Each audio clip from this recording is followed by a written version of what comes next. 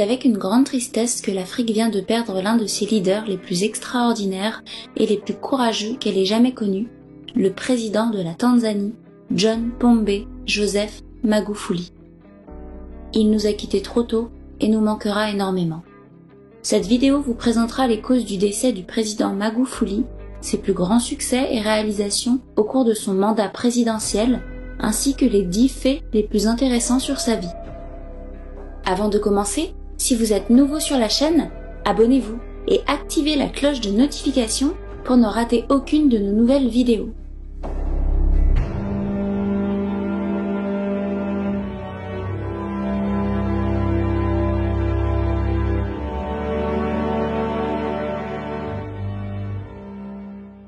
Magufuli, 61 ans, est apparu pour la dernière fois en public le 27 février 2021, lorsque son nouveau secrétaire général est entré en poste, et des rumeurs persistantes circulaient sur son état de santé et prétendaient qu'il avait contracté le virus Covid-19.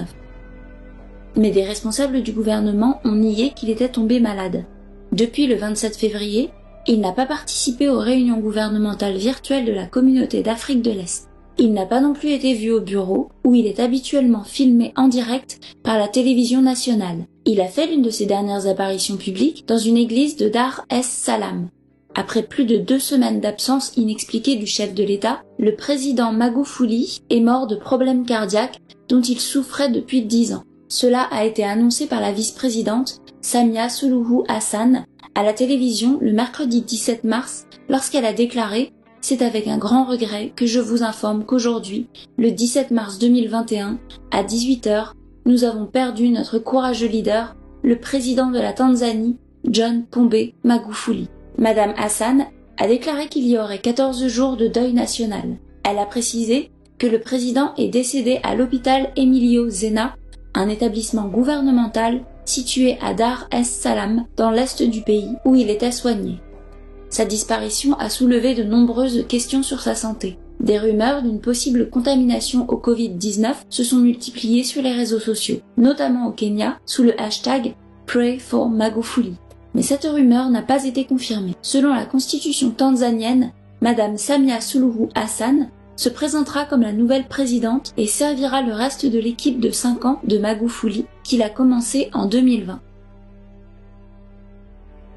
Voici les 10 faits intéressants sur la vie du président Magufuli que vous ne connaissiez probablement pas auparavant, mais qu'aujourd'hui vous allez découvrir. Le président Magufuli a eu une enfance inoubliable et une famille aimante. Magufuli est né le 29 octobre 1959 dans le village de Chato, dans la région de Geita, au nord-ouest de la Tanzanie. Il vient d'une famille modeste et est le fils d'un paysan. Son père avait une maison au toit de chaume où il a grandi. Là, il s'occupait du bétail de son père, vendait du lait et allait à la pêche pour subvenir aux besoins de sa famille. Plus tard, il a épousé Jeannette Magufuli, avec qui il a eu 2 enfants. Étant un fervent catholique, il aimait chanter dans la chorale de l'église. Il a également grandi en voulant aider les pauvres. Le président Magufuli a reçu la plupart de son éducation en Tanzanie. En grandissant, Magufuli était un bon élève. Voyant l'éducation comme un moyen de sortir de la pauvreté, il a reçu la majeure partie de son éducation en Tanzanie, alors que la plupart des personnes influentes reçoivent la majorité de leur éducation à l'étranger. Il a commencé sa scolarité à l'école primaire de Chato de 1967 à 1974. Plus tard, il s'est inscrit dans 3 différents lycées entre 1975 et 1979 pour ses études supérieures et a obtenu son diplôme en 1981. Cette même année, avant d'entrer en politique dans les années 2000 et d'occuper plusieurs postes ministériels, il a été admis dans le collège d'éducation de l'université Kwawa, situé à Dar es Salaam. Et en 1988, a obtenu un baccalauréat en sciences de l'éducation avec une spécialisation en chimie, en mathématiques et en éducation. En 1994 et 2009, il a également obtenu une maîtrise et un doctorat en chimie de la même université. Entre 1995 et 1994, il a poursuivi pendant un certain temps un master en sciences à l'université de Salford, au Royaume-Uni. Vers la fin de 2019, l'université de Dodoma lui a remis un doctorat honorifique pour avoir amélioré l'économie de la Tanzanie. En raison de sa profession, il a écrit divers livres et publications. Magufuli était enseignant avant de se lancer dans la politique. Pendant des années, il a enseigné la chimie et les mathématiques à l'école secondaire de Sengerema. Plus tard, il a quitté son poste d'enseignant et a été employé comme chimiste industriel dans l'Union coopérative de Nyanza, avant d'entrer en politique en tant que législateur pour représenter le district de Chato en Tanzanie à l'Assemblée nationale. Avant de remporter la présidence en octobre 2015, qui était le jour même de son 56e anniversaire, Magufuli est rapidement entré dans le champ politique et a occupé divers postes au sein du cabinet. Il est entré dans la politique sous la direction du parti Chama Cha Mapinduzi et y est resté de 1989 jusqu'en 1995. Élu pour la première fois comme membre du Parlement en 1995, il a fait partie du cabinet tanzanien en tant que vice-ministre des Travaux publics de 1995 à 2006. De 2006 à 2010, il a été ministre des Terres et des Établissements humains, puis ministre de l'Élevage et de la Pêche. De 2010 à 2015, il est redevenu ministre des Travaux publics. Il était le président de la Communauté de développement de l'Afrique du Sud de 2019 à 2020. Il a obtenu une grande réputation en tant que grand travailleur, intolérant et sérieux face à la lutte contre la corruption et le gaspillage. Sa réélection pour une seconde présidence a eu lieu en 2020 où il a remporté 84% des votes. Magufuli a contribué de manière spectaculaire à l'amélioration des infrastructures et de l'économie de la Tanzanie. La Tanzanie a en effet amélioré son économie, affichant l'un des taux de croissance économique les plus élevés du continent africain, estimé à 6% pour 2019 selon le Fonds monétaire international. Depuis son élection en 2015, où il a remporté 58% des votes, il a travaillé sur des projets d'infrastructures ambitieux tels que des projets d'eau, des projets de parcs éoliens et des projets d'usines de raffinage d'or. Il a lancé la construction d'un énorme projet hydroélectrique visant à doubler la production d'électricité du pays, a amélioré le chemin de fer tanzanien, a construit de nombreuses routes et ponts et a développé la compagnie aérienne nationale Air Tanzania. Il a également investi dans de grands projets d'infrastructures liés à l'amélioration du système de bus dans la zone commerciale de Dar es Salaam et à la construction de grandes autoroutes. En plus, le petit port de pêche de Bagamoyo, un projet de 10 milliards de dollars lancé par Magufuli, devrait devenir le plus grand port d'Afrique d'ici 2030. Depuis qu'il est entré en poste, il n'a pas cessé de construire et de reconstruire.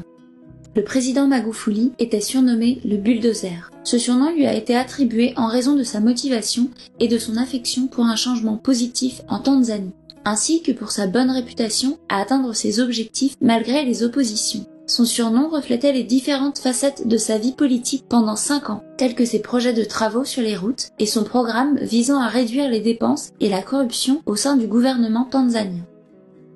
Magufuli a pris très au sérieux les économies d'argent. Immédiatement après être devenu président, il a commencé à imposer des mesures pour réduire les dépenses du gouvernement, comme l'interdiction des voyages à l'étranger inutiles pour les responsables du gouvernement, l'encouragement du public à utiliser des véhicules moins chers et la réduction du budget des dîners d'État pour décourager les institutions publiques de créer des événements et des fêtes luxueuses.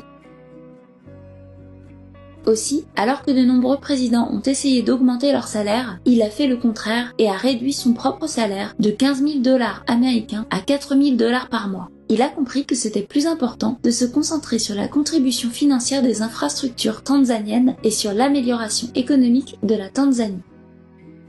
Le 10 décembre 2015, il a même annoncé de réduire son cabinet de 30 ministres à 19 pour aider à réduire les coûts. Il a suspendu les fêtes de l'indépendance de la Tanzanie en 2015 en faveur d'une campagne nationale de nettoyage.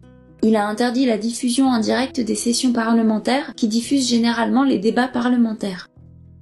La Tanzanie a économisé un coût mensuel d'1,8 million de dollars américains. Magufuli a également interdit les voyages à l'étranger des membres du gouvernement pour réduire le budget du gouvernement. Il a plutôt autorisé les voyages à l'étranger pour les employés du secteur public en cas d'urgence. Un rapport de la Banque centrale de 2017 a révélé que le gouvernement tanzanien a économisé plus de 430 millions de dollars américains en limitant les voyages à l'étranger entre novembre 2015 et novembre 2016. Magufuli ne croyait pas au planning familial. Il a mentionné en septembre 2018 que ceux qui vont vers le planning familial sont paresseux et ont peur de ne pas être en mesure de nourrir leurs enfants. C'est pourquoi ils optent pour les contraceptifs. Il a exhorté les gens à se détourner de la contraception parce qu'elle est mauvaise. En juillet 2019, il a encouragé les femmes à libérer leurs ovaires. Cette déclaration a suscité de nombreuses critiques contre lui, mais le président Magufuli est resté confiant dans son opinion. Magufuli avait vraiment une passion profonde pour la durabilité environnementale, pour la santé des citoyens tanzaniens et pour mettre fin à la pauvreté et à la corruption.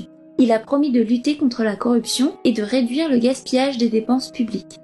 En 2015, il a encouragé les citoyens à nettoyer leur communauté pour lutter contre une épidémie de choléra.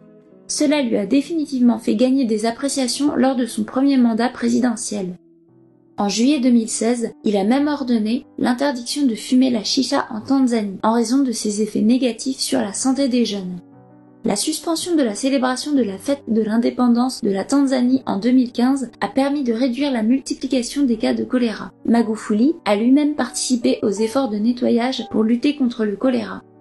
Il a déclaré que c'était une honte de dépenser d'énormes sommes d'argent pour célébrer les 54 ans d'indépendance alors que les Tanzaniens meurent de choléra. L'argent économisé devait normalement être investi dans l'amélioration des hôpitaux et des installations sanitaires en Tanzanie. Contrairement aux autres présidents, Magufuli n'a pas beaucoup voyagé. Depuis qu'il est président, il n'a pas voyagé en dehors de l'Afrique de l'Est. Il n'a visité que les pays voisins, notamment le Kenya, la Namibie, l'Éthiopie, le Rwanda, l'Afrique du Sud, le Zimbabwe et l'Ouganda. Son plus long voyage a été celui de l'Éthiopie. Le président Magufuli était l'un des leaders les plus influents, motivés, passionnés et attentionnés d'Afrique. Il était admiré par de nombreuses personnes au-delà de la Tanzanie, notamment dans la région de l'Afrique de l'Est, et avait un style de leadership interventionniste remarquable qui lui a fait gagner le soutien de nombreux Tanzaniens. Il était considéré comme quelqu'un qui écoutait les problèmes des gens et qui avait les pieds sur terre.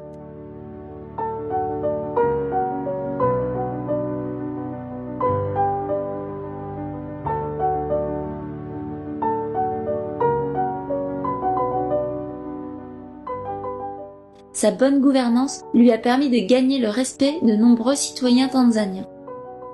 Merci d'avoir regardé, n'hésitez pas à vous abonner pour obtenir d'autres sujets incroyables.